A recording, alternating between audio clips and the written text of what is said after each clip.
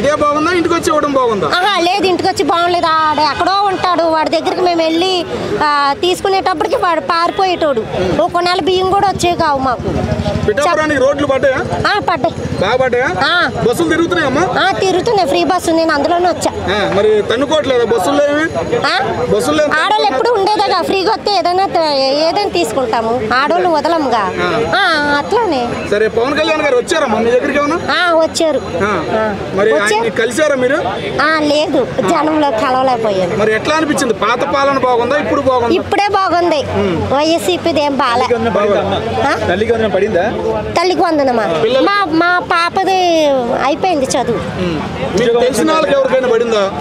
పడింది. అందరికి పడిందా? ఒక్కరికే పడిందా? అందరికి పడింది. మా ఇంటి దగ్గర జమ్ములొచ్చిన పిన్ అని ఒక ఉంది, వాళ్ళ మనవలు ముగ్గురికి పడి. ఇప్పుడు అమ్మఒడి బాగుందా, తల్లికి వందనం బాగుందా? అదే బాగుంది, తల్లికి వందనమే బాగుంది. తల్లికి వందనం బాగుందా? అమ్మఒడి బాలే. ఎందుకు బాలేదు? నాకు నచ్చలేదు. అప్పుడు పడిందిగా. టీడీపీ అని లేదు, జనసేన అని లేదు, వైసీపీ అని లేదు, ఎవరు ఏమి చేసేదేమీ లేదు. పెన్షన్ ఇస్తున్నారు నాకు. నేను హ్యాండిక్యాప్ని, నాకు హ్యాండిక్యాప్ పెన్షన్ వస్తుంది. అప్పుడు 3000 అప్పుడు 3000 అందరితో పాటు మాకు ఏదో అంటారు చూసేవా, నలుగురితో నారాయణ, కులంతో గోవిందా అని, అలాగే గోవిందాన్ని ఇచ్చేటోళ్ళు అంతే. ఎప్పుడో ఫస్ట్ 4వ తారీఖు 6వ తారీఖు ఇచ్చేటోళ్ళు. అది పాత నోటులు, చిరిగిపోయిన నోట్లు ఇచ్చేటోళ్ళు.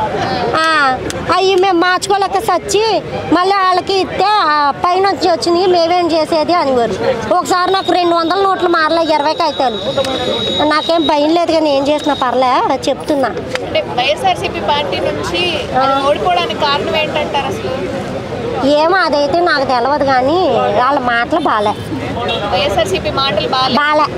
కూటమి మాటలు మంచిగా, వాళ్ళు మంచిగా మాట్లాడితే బాగుంటాయి, వాళ్ళు కూడా చెడుగా మాట్లాడితే వాళ్ళు ఏటి చేయలేము. ఈ 2 ఏళ్లలో ఎంత అభివృద్ధి అయింది ఆంధ్రప్రదేశ్ కూటమి? పర్లేదు, కొంచెం పర్లేదు. మాకైతే బెస్ట్ అనిపిస్తుంది. అది ముందు కన్నా ఇప్పుడు బెస్ట్.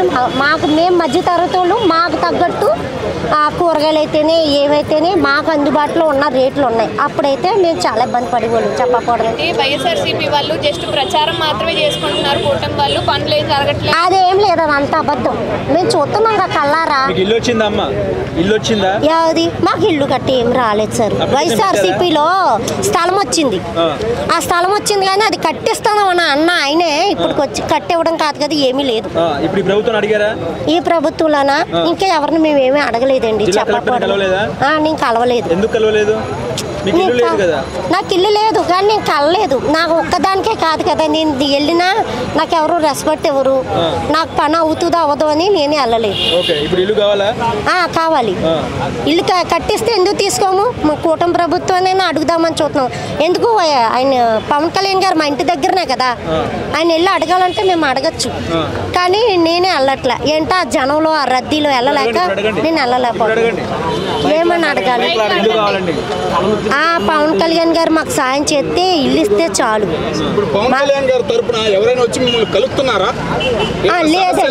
లేదు లేదు, నేను అక్కడ ఉన్నాను. నేను వైజాగ్లో ఉంటాను, వైజాగ్లో ఇళ్లలో పని చేసుకుంటాను. అక్కడ ఉన్న పిఠాపురాన్ని ఉన్నాను, కానీ నేను ప్రతి నెల పెన్షన్కి వెళ్తాను, ప్రతి నెల చూస్తాను.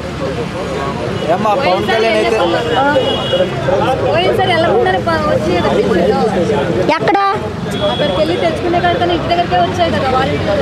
వస్తున్నాయి, ఇప్పుడు కూడా వస్తున్నాయిగా. నేను పెన్షన్ ఇంటికే వచ్చిస్తున్నారు. లేదు లేదండి, బియ్యానికా ఎందుకు తీసుకుంటారు? బియ్యం ఉత్తినేగా. అవును, లేదు, వెళ్ళి తీసుకోవడమే బాగుంది. మేము ఎప్పుడంటే అప్పుడు వెళ్ళి తీసుకోవచ్చు. లైన్ ఏముండదండి, మనకు నచ్చినట్టు వెళ్ళి తీసుకోవచ్చు. నెల రోజులు అంటే 17వ తారీఖు వరకు ఇస్తున్నారు. 2 పూటలు ఉంటది.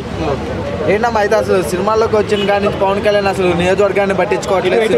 అవన్నీ అబద్ధం, అదేం కాదు. అసలు పవన్ కళ్యాణ్ అలా అంటే ఒప్పుకోండి. ఆయన అవ్వాలనుకుంటున్నాం మేము. పవన్ కళ్యాణ్ ఇప్పుడే బాగా చేస్తున్నాడు కదా, సీఎం అయితే ఇంకా బాగా చేస్తారు కదా. వద్దు, ఏమో నాకు తెలియదు, మళ్ళీ నన్ను పెట్టిలా ఉన్నాను. వద్దండి బాబు, నన్ను ఇరికిచ్చేలా ఉన్నారు మీరు. నేను మధ్య తరగతి దాన్ని అట్లా అడగొద్దు. లోకేష్ అయితే ఏమైంది, చంద్రబాబు నాయుడు గారు అయితే ఏమైంది, పవన్ కళ్యాణ్ గారు అయితే ఏమైంది, ఏదైనా కూటమి అయితే బాగుంటుంది. బాబా సార్ ఏంటి సార్ నన్ను